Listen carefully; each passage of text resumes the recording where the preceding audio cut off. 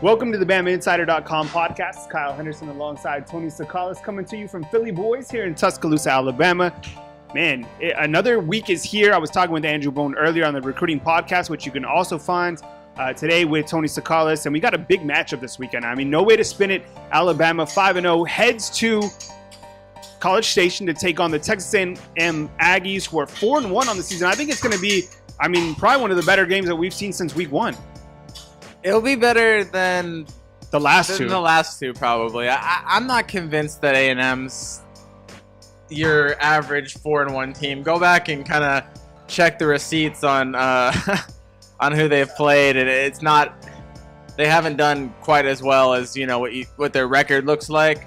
But then again, on the flip side, they could easily be undefeated if they would have beaten UCLA.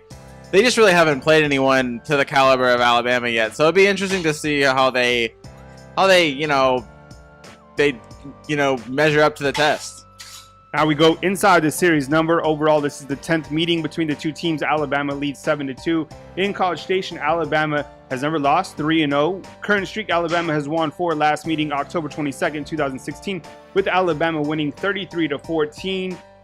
As we look into this matchup, Nick Saban said earlier in the week that this would be one of their toughest tests coming in. You talk with Alabama or Texas A&M team writer Mark Presswater yesterday. What was his kind of sense and takeaway for the game? I think and I think Mark thinks as this too is for Texas A&M to win, they're going to have to apply pressure, get sacks, and maybe get a few turnovers. And those are things that Texas A&M's defense does well. It is able to get a lot of turnovers, and it leads the SEC in sacks. I think they got 20 sacks through 5 games, so that's pretty good. Alabama's only given up 4 sacks all season, so that's a nice little battle right there between a sturdy offensive line the last few weeks and probably the SEC's best defensive line, our best defensive front. So it'll be interesting. That matchup, I think, will play a big role in determining who wins this game. Now, Alabama over the last couple of weeks has just been phenomenal on both sides of the ball. 2 weeks ago, they beat Vanderbilt 59-0. Then they followed that up with a 66-3 win over Ole Miss.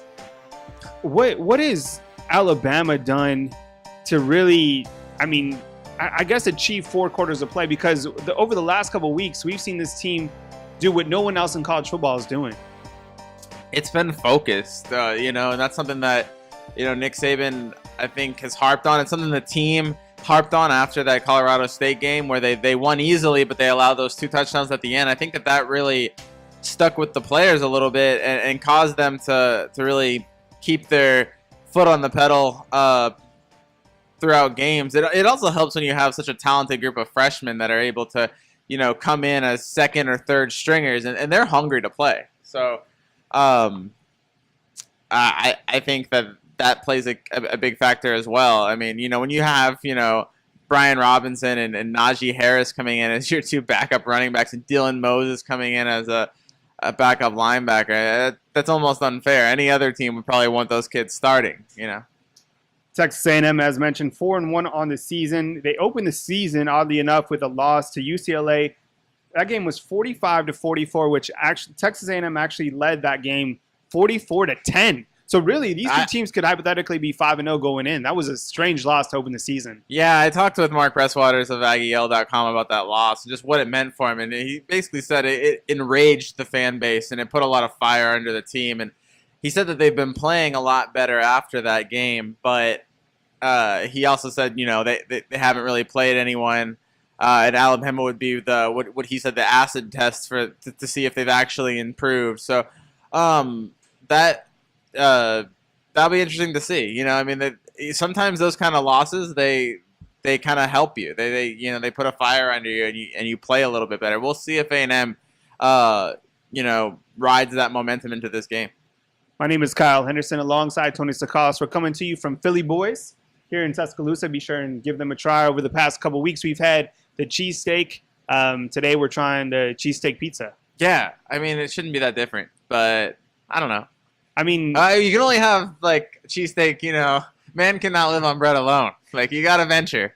So and anytime you're in Tuscaloosa during game week, they have a great special which you can come and get. It's a tailgate special, $49.99. It includes 3 feet of fries, which is my favorite part to say all the time. So you can come in here, tell them BamaInsider.com sent you.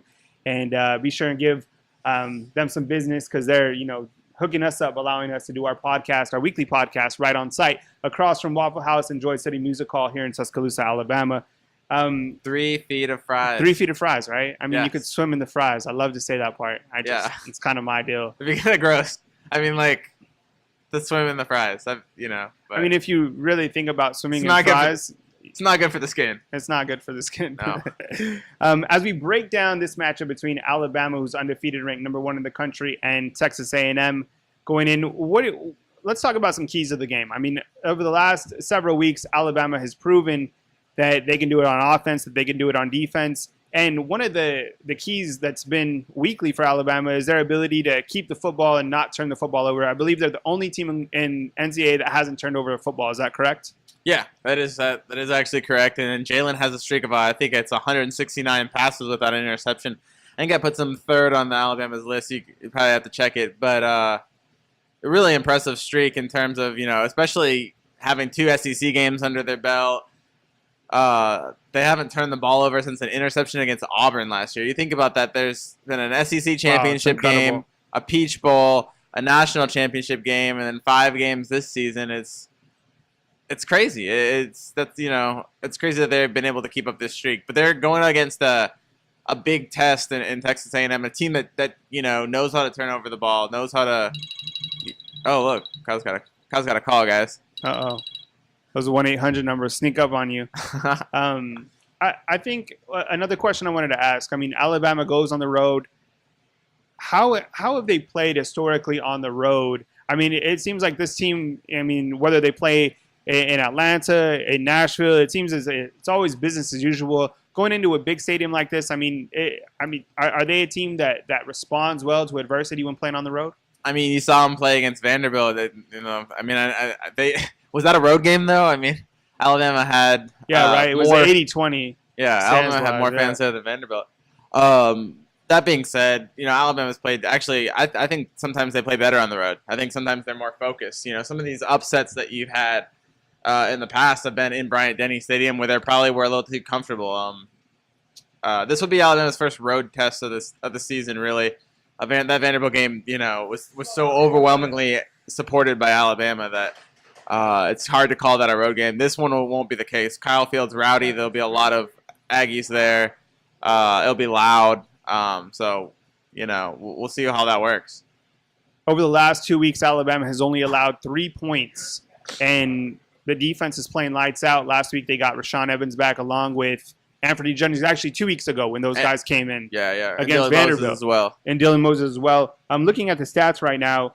Shondion Hamilton, Deron Payne, Minka Fitzpatrick, and Ronnie Harrison. Each of those guys have 23 tackles. Can you talk about those guys a little bit and about their play? Yeah, they've been really important. One thing you do have to mention heading into this game is that they won't be without Deshaun Hand. Mm-hmm. So it'd be interesting to see how those players maybe pick up the slack with him gone. He's a big pass rusher. He's been a big part of their defense as well. I think he recorded a sack last week. Mm-hmm. But no, those players that you mentioned are great. And the play of Shondion Hamilton has been phenomenal this season.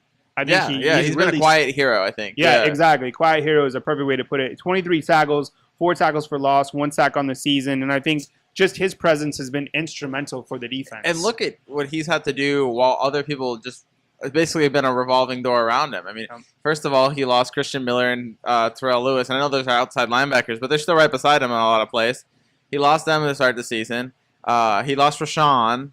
He's lost, Dylan next. It's basically almost every linebacker besides him has had to switch in and out. And he's done a good job of gelling with all those guys, being a leader in that group, and really stepping and rising to the occasion when they've really needed it.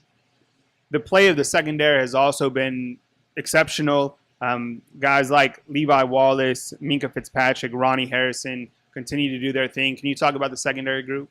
Yeah, I mean, we talk all the time about how impressed I am with Levi Wallace. We followed his career pretty well on the site. It's unbelievable that he's a former walk-on. Yeah. I mean, because he's playing, at the top of his ability, and we've seen it weekly. I mean, he continues to shine. He actually leads the SEC in passes deflected. Right, and in interceptions. I think he's tied with with a couple other guys, including Armani Watts of Texas A&M with 3 interceptions. You always joke about how much we write about him, and it's true. It's because he doesn't stay out of the news. He's got a weekly storyline. Yeah, I mean we're telling his yearbook over here, but at the same time, it's worth it because he constantly does great things. He's the SEC Defensive Player of the Week. I mean, and he scored last week. He scored Alabama's first defensive touchdown. It's crazy that it took this long for Alabama to score a defensive touchdown after last week, but I could see that picking up. I mean, talking about other people in the secondary, because there are some. Mika Fitzpatrick is the rock of Alabama's defense and the most talented player on that defense, and he's been steady. Ronnie Harrison's also been, you mentioned him before, another great player. Great 2 interceptions on the year as well. Yeah, 2 interceptions on the year. Anthony Averett struggled, I think, at the beginning of the season. We're starting to see him pick up, starting to see him be the cornerback that everyone thought he was. So Hootie Jones is even having a quiet good year. Yeah, as he well. really is, Yeah. and he's been the guy that's allowed Mika to play in that star position. I think that's where Mika plays the best. So allowing him to play in that star and having Hootie man that strong safety, has been one of the best surprises of Alabama's defense. That's one of the. If you ask me, like, what's been the most pleasant surprise for Alabama, I would say it's the play of Hootie Jones. As we switch to the offensive side of the football, the play of Jalen Hurts has been phenomenal, and we really even haven't seen him play 4 quarters of play because Alabama's just jumped up over the last 2 opponents. But I'm going to read his stats off right now. Passing wise, he's 156 efficiency. Thrown for 747 yards with 6 touchdowns, 0 interceptions. Rushing wise, 481 yards and 4 touchdowns, total of 10 touchdowns on the season. Talk about his play. I was talking with his dad yesterday or Monday, whatever. And one of the things we were talking about was, can you imagine what Jalen Hurts' stat line would be like over 4 quarters last week? Like what he would have had last week? I mean, it'd have been nuts. He could have theoretically thrown for like 350 and run for 200. He's really only played 4 quarters in the last 2 games. Yeah. Right? And look, I mean, I don't know if it says put the stats together on those.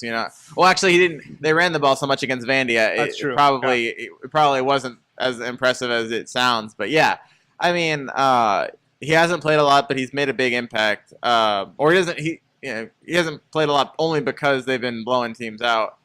Which has been good. It's been getting Tua Tagovailoa in the game, getting him experience. So that's been really positive. I know there's been some talk about Jalen not being able to throw the ball or not throwing it as much. But when you're up by 40 points, why would you throw the ball? Especially when the running game's working. I don't think Alabama's going to get too cute unless they have to. If the running game's there, they're going to run. Right now, Alabama's a running football team, and there's nothing wrong with that. That's just what they do. They run the ball, and probably the most dangerous runner they have is Jalen Hurts. As we look at the rushing stats, you can see Damian Harris, he's ran for 376 yards. Bo Scarborough, 239 yards. Najee Harris, 199 yards. Josh Jacobs, who we saw get back into the mix, has also ran for 85 yards, along with Brian Robinson, who's also ran for 85 yards. Talk about Josh Jacobs and his play last week, because we saw him reel off a big run and also catch a touchdown pass. He's the most versatile back Alabama Very versatile, has. Yeah. His touchdown came on a reception. That's no surprise. Actually, it was his first ever touchdown reception. He didn't, as successful as he was as a receiver last year, he didn't have any touchdowns. I believe that's true. If it's not, then don't believe me on anything. But I'm pretty sure that's true. And yeah, he's the kind of guy that kind of can bring a lot of different things, and so adding him to the mix is just even scarier because you got to remember he was out the first 2 games. One thing when you were reading out those stats, one question I have is how many 500-yard rushers do you think Alabama will have? I mean, they could potentially have 4, right? 4 or 500. Yeah. They might not. They might only have one 1,000-yard rusher. Yeah. Maybe Hurts is the only 1,000-yard rusher. Yeah. That's kind of to be seen. But Hurts is going to go for 1,000. Damian could be close. And then I think Bo might be a little bit less than what he was last year. And Najee will get 500. So, but I think theoretically Najee, Josh, Damian, Bo, and Hurts all have shots at 500 yards, depending on how the ball breaks. And that's ridiculous that you could have 5 running backs or 4 running backs and a quarterback with the ability to rush for 500 yards. And I think that's the best way to measure Alabama's success as a running team is really through it's depth rather than having one or two guys that run for 1,000 yards. I think, having 5 guys that can run for 500 yards is really how you would talk about Alabama's running game. We're coming to you from Philly Boys here in Tuscaloosa. You can come and give them some business. Try out their Philly cheesesteak. Today we're trying out a cheesesteak pizza, which I'm looking forward to. It's right across the street from Waffle House and Droid City Music Hall here on University Boulevard. They also have a great tailgate special, which is $49.99, feeds 8 to 10 people. We're about to get the pizza. I can see it. I can smell it. I can love it. So we're going to take a quick break, and we'll be back on the BamaInsider.com podcast from Philly Boys here in Tuscaloosa.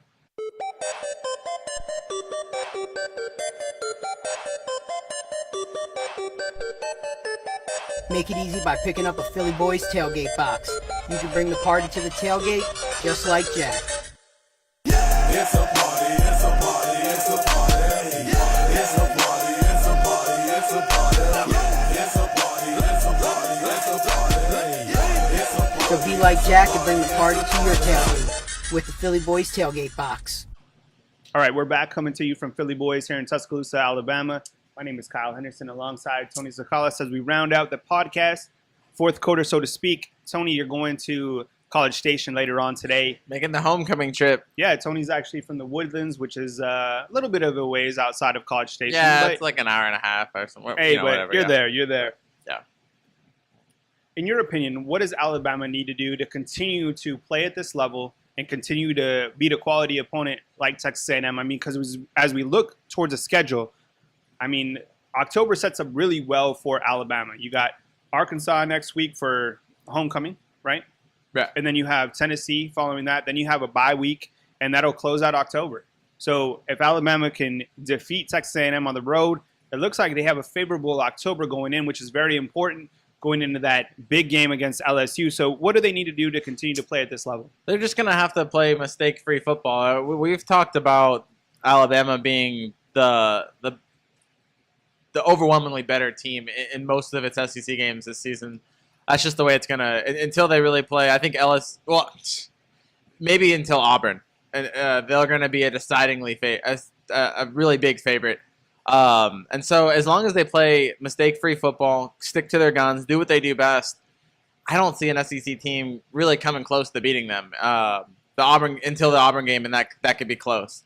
Other than that, I mean – everything's been working. When you beat teams a combined 125-3, it's really hard to find much that you have to change. Now this team has dealt with a few injuries, notable injuries, and it seems like weekly there's been a guy who drops off.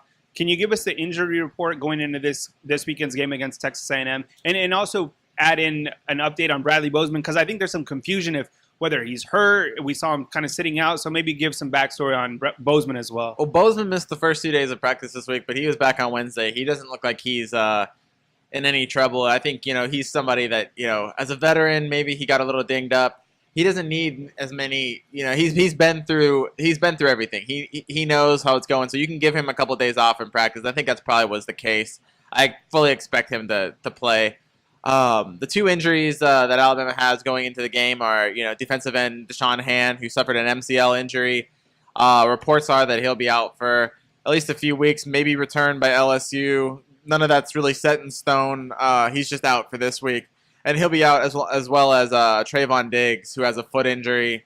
Trayvon's injury is probably not as long-term as Deshaun's, but he still kind of can be questionable the next few weeks. So it'll be interesting to see how Alabama plays without those two. Of course, Deshaun Hand is probably the bigger impact of those two, starting defensive end. But Trayvon Diggs added depth in the secondary, so as a backup cornerback. So it's really going to be it'll once again test Alabama, but they've been tested so much with injuries and have done so well with them. So I expect them to be fine. Who do you expect to step up in place of Deshaun Hand?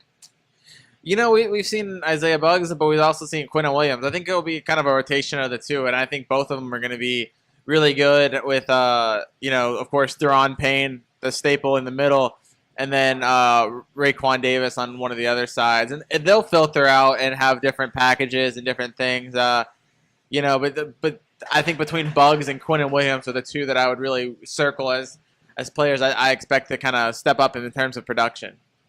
it's a big opportunity for Quinnen Williams. You know, I think a lot of people have been kind of excited about him over the years, and this might be an opportunity for him. Played to step really in. well last week as yeah. well. As we close out, usually on the podcast we try to give some score predictions or our final assessment of the game.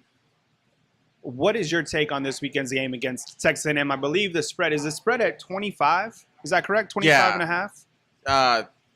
It started. Yeah, that sounds about right. Yeah, I honestly another forget. big time favorite on the road.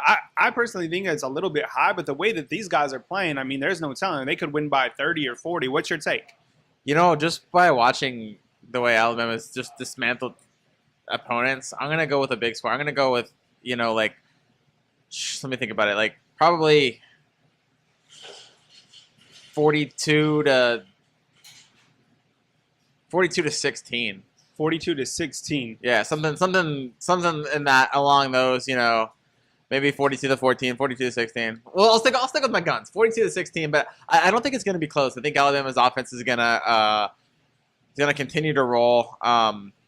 You know, Texas A&M's defense, as well as it's done, maybe providing pressure or getting turnovers. It's let go a lot of points. Alabama shouldn't be the exception to that. Alabama should get its points, and then Texas A&M is going to score a few times. It's not going to be one of these games where they hold them to 3 points or 0 points, but I don't think they're going to be able to catch up with what Alabama is going to be able to do on offense. Yeah, I think 25.5. I mean, it's a big spread. I do think Alabama goes into Kyle Field. They'll take care of business. My prediction will be 35 to 17, a little bit closer than what we've seen in the past, but I think you're still going to see Alabama come out of Kyle Field with a big victory. I've been looking online, and there's been a lot of college football experts actually taking Texas A&M in this game. So I think they're kind of voting on the fact that they're playing away in a hostile environment, but taking Texas A&M with the points or taking Texas A&M like out? straight up. So, that's ridiculous. Yeah, I think that's ridiculous as well. I mean, I can see the points, but in terms of straight up, I think right now the way Alabama's playing, I think there's nobody in college football playing at this level. And that's why I think that they come out of Kyle Field with another victory going into their homecoming week will be against Arkansas. So, we'll revisit those, and we'll have plenty of coverage back on BamaInsider.com. Tony, as mentioned, will be in College Station. Right. I will be back here in Tuscaloosa managing the boards. And, of course, Andrew Bone will be giving us the latest recruiting updates all on BamaInsider.com. From Philly Boys here in Tuscaloosa, Alabama, this is Kyle Henderson, Tony Stoukalas on the BamaInsider.com podcast.